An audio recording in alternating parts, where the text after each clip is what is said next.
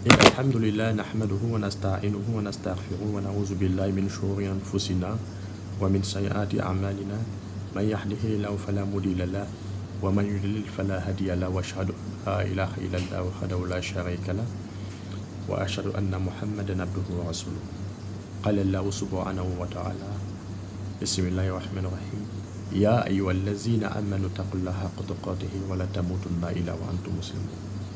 Mes chers frères et sœurs en islam, je veux aujourd'hui aborder un sujet qui défraie la chronique, c'est la violence conjugale. La violence conjugale suscite beaucoup de malheurs dans nos familles aujourd'hui. Voilà, pas plus que la semaine dernière, je crois, il y a eu état, n'est-ce pas, d'un décès d'un homme qui a été poignardé par son épouse jusqu'à ce que mort s'en suive. Chers frères et sœurs, c'est regrettable que nous puissions arriver à cela. Et quand on parle de violence conjugale, il est vraiment ici honnête de signaler que les femmes sont celles qui subissent le plus la violence conjugale à travers le monde, que ce soit dans les pays musulmans ou non musulmans. Voilà, et en dépit de deux barrières, que sont la religion et aussi les lois séculières que les hommes se sont instituées. Ces deux barrières ne parviennent toujours pas à gérer les conflits conjugaux, ce qui doit vraiment nous envoyer à réfléchir. Chers frères et sœurs, c'est dans la perspective islamique que je veux aujourd'hui plus m'appesantir, parce que l'islam nous a vraiment dissuadés d'être violents. Et quand on parle de violence conjugale, on ne peut pas vraiment en parler sans toucher un sujet important dont a parlé l'islam à travers le prophète, paix sur lui, et même Dieu dans le Saint-Coran. Je veux parler de la colère. C'est la colère qui pousse à la violence conjugale. Et la colère est une arme fatale dont se sert le diable pour désunir les couples, pour désunir l'homme et la femme, et aussi pour commettre l'irréparable.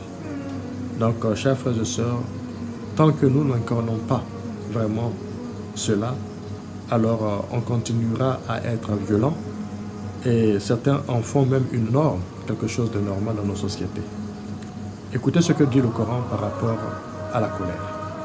Dans le Coran, chapitre 3, versets 133 à 134, Dieu nous dit: « Et concourez au pardon de votre Seigneur et à un jardin large comme les cieux et la terre, préparé pour les pieux, qui dépensent, que ce soit dans l'aisance ou dans l'adversité, et qui dominent leur rage, leur colère, et pardonnent à autrui, car Dieu aime les bienfaisants. » Dans un autre verset de la sourate 42, verset 43, Allah nous dit: « Et celui qui endure et pardonne, cela en vérité fait partie des bonnes dispositions et de la meilleure résolution dans les affaires. » Et dans les hadiths, le hadith de Muslim, c'est un hadith authentique, le prophète, paix sur lui, a dit que l'homme fort n'est pas celui qui se bat bien, qui terrasse son adversaire, mais plutôt l'homme fort est celui qui sait dominer sa colère.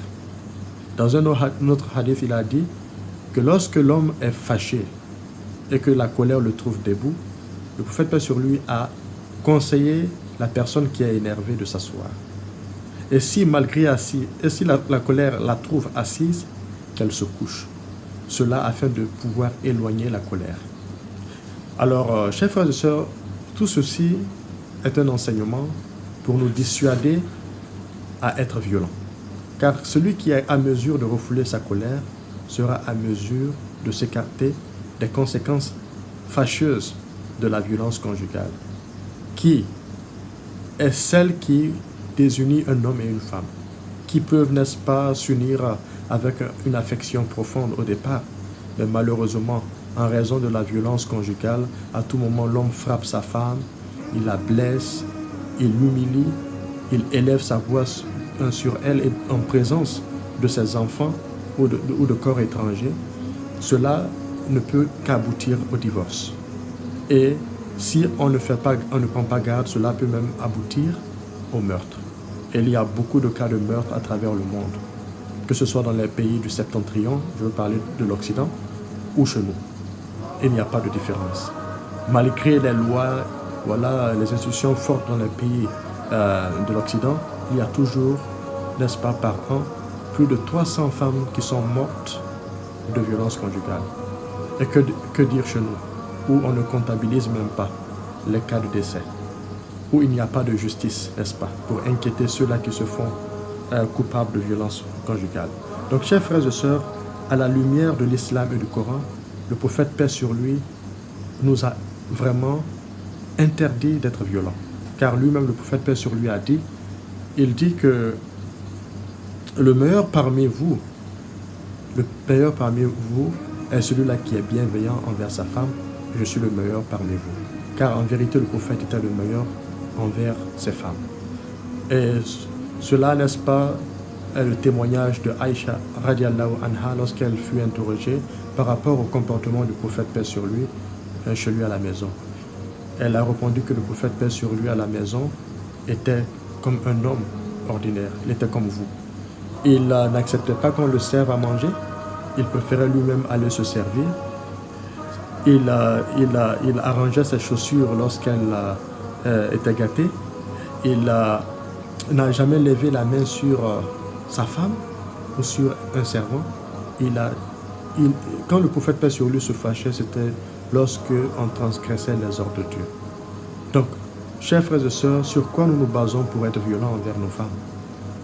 Sur quoi nous nous basons? Nous, musulmans, nous nous basons pour être violents envers nos femmes. Si tant est que nous suivons le prophète, paix sur lui, et que nous nous réclamons, n'est-ce pas, de sa communauté. Donc, ça sera hypocrite de dire que nous sommes croyants, que nous suivons la voie du messager, alors que on ne suit pas ses traces. Voilà. Donc, chers frères et sœurs, il est très regrettable d'ailleurs de voir aujourd'hui qu'à l'avènement des réseaux sociaux, les gens montrent un visage doux, bienveillant, voilà, généreux, voilà, en postant des photos, montrant, n'est-ce pas, qu'ils sont en bon terme avec leurs épouses, alors que dans la maison, ils les battent, ils les blessent, et on entend souvent des cas de décès. Cela est une hypocrisie. Alors, il y en a aussi qui aiment se montrer généreux, doux, meilleurs, bienveillants devant les autres. Voilà, au dehors, ils sont très lâches, ils ne sont pas forts, ils sont très pusillanimes, tandis qu'à la maison, ils sont très violents envers leurs femmes, envers leurs enfants, envers ceux sur qui ils ont le pouvoir. Alors que Omar, radiallahu anhu, nous disait, donnait les caractéristiques d'un homme fort, d'un grand homme. Il disait qu'un homme fort, un grand homme, c'est celui-là qui est dehors comme un lion, dur de caractère, pas dans le mauvais sens, mais un homme qui a vraiment du caractère, voilà, qui est juste, qui est intègre, qui est dur, voilà, qui est dur sur lui-même. Mais à la maison, il est comme un enfant, un bébé. Il joue avec son épouse, il joue avec ses enfants, il joue avec ceux, voilà, qui font partie de sa maison. Voilà, il est une personne abordable. Voilà, très abordable. Et c'est ce que le prophète était. Il était une personne très abordable chez lui. D'ailleurs, lui, c'était que ce soit à la maison, que ce soit dehors, il était abordable. Il était simple, il était doux. Donc, chers frères et sœurs, nous devons retourner à ces valeurs. Voilà, qui sont les valeurs les plus nobles que nous a enseigné le prophète, paix sur lui. Et sachant que la violence conjugale ne peut absolument conduire qu'à la fatalité. Voilà. Qu'à la destruction de couple. Combien de divorces aujourd'hui? Les divorces ne font que augmenter de jour en jour parce que les gens, n'est-ce pas, n'arrivent pas à contrôler leur colère. Et qui est vainqueur dans cette situation? C'est le diable, voilà, qui nous séduit. Or, Dieu nous dit dans le Saint-Coran, il nous dit dans le Saint-Coran de ne pas prendre pour ami, pour allier le diable. Voilà. Et c'est de prendre pour allier le diable que de ne pas contrôler sa colère. Car une personne qui n'est pas à mesure de contrôler sa colère est naturellement un allié du diable. Voilà, qui peut te pousser à commettre l'irréparable, à tuer une âme. Or, on sait ce que dit le Coran par rapport au meurtre. Allah dit dans le Saint-Coran, dans un verset, que celui qui a tué une âme qui n'est pas vraiment coupable de meurtre est comme s'il a tué toute l'humanité entière.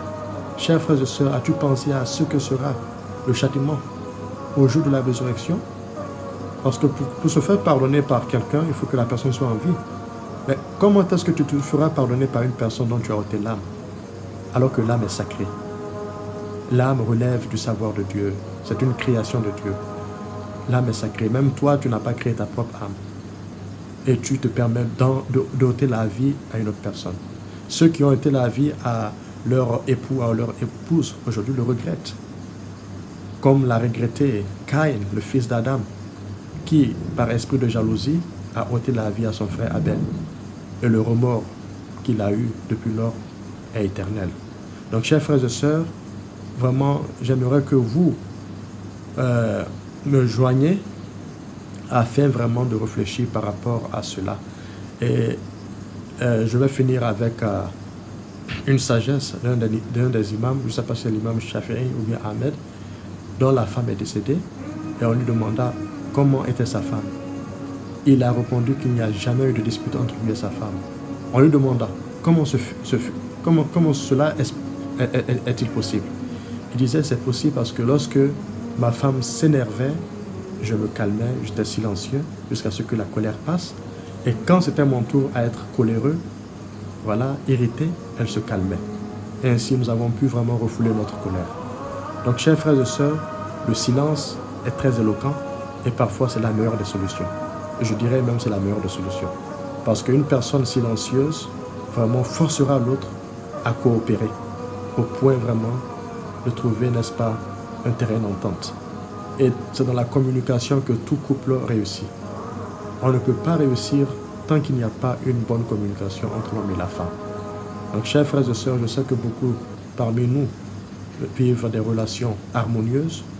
Préservons ces relations, car Allah subhanahu wa ta'ala nous dit dans le Saint-Coran que parmi ces signes est le fait que Dieu a créé de vous et pour vous des épouses afin que vous viviez auprès d'elles dans la tranquillité, et il a mis entre vous de l'affection et de la bonté.